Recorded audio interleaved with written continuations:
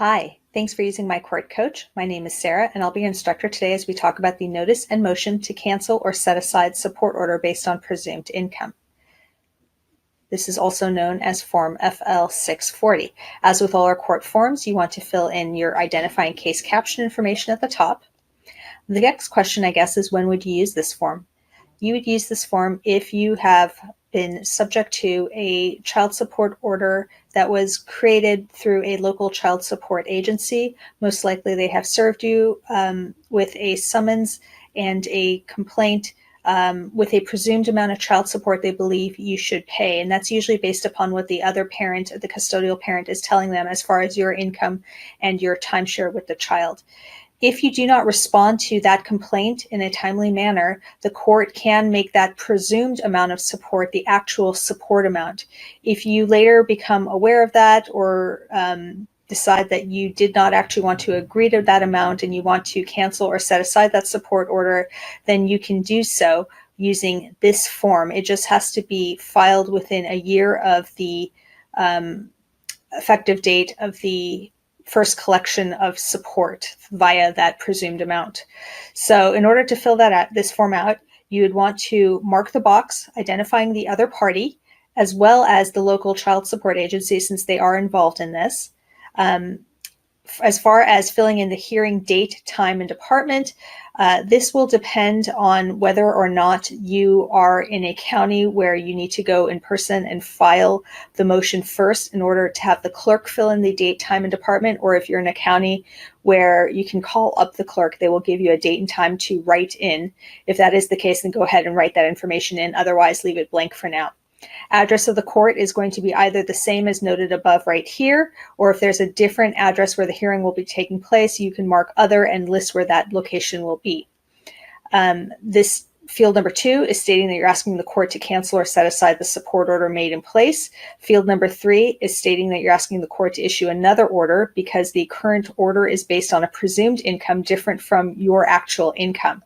With this form, and anytime you have support issues at hand, you want to attach either an income and expense declaration, that's an FL Form 150, or a financial statement simplified, that's a Form FL 155, and include with that, of course, your corresponding pay stubs that show what your income is. You will also want to attach an answer to the complaint. That's a Form FL-610. This is the answer that you should have initially filed in response to the summons and complaint that you received from the local child support agency. Below in field 6, you'll want to list your address and telephone number for purposes of being able to receive contact and communication regarding notices and court dates. And finally, as with all court forms, you'll want to sign and date this below. Page 2 of this form is the proof of service. You're going to have someone that is 18 years or older, a U.S. citizen, and not a party to the case, do your service for you. That person will need to fill in under field 2 their address. They will need to mark whether they are serving this by personal delivery or by mail. If by personal delivery, they will need to mark box 3A and list the name, address, date and time of service on the other party, as well as the name of the local child support agency that's also going to get served, the address where they were served, date and time delivered. If they are serving by mail, then they need to mark the box 3B and identify whether this is being mailed in an actual post office or being placed for collection in due course. That's if they're just placing it in a normal mailbox that they may have access to. And so that they would need to mark either 1A or 1B. As with personal service, they need to list the name, address, date, and place of mailing of the other party, as well as for the local child support agency. Because this is a post-judgment modification of child support, it can be served by mail, but there needs to be an address verification form attached. That's a Form FL-334.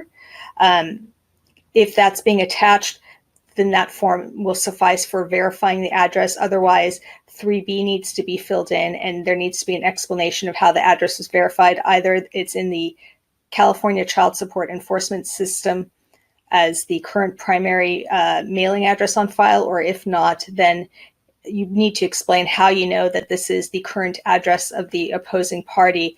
Perhaps you were there within the past 30 days in conjunction with a custody visitation matter. If the other party gave you their address in the past 30 days, if the address was listed on a notice of change of address form within the past 30 days, if you sent a letter to the other party at this address within the past 30 days, with return receipt requested and the other party signed and accepted the letter at that address within the past 30 days, or any other method that you can think of that is valid verification that this is that person's address and that it's been confirmed within the past 30 days.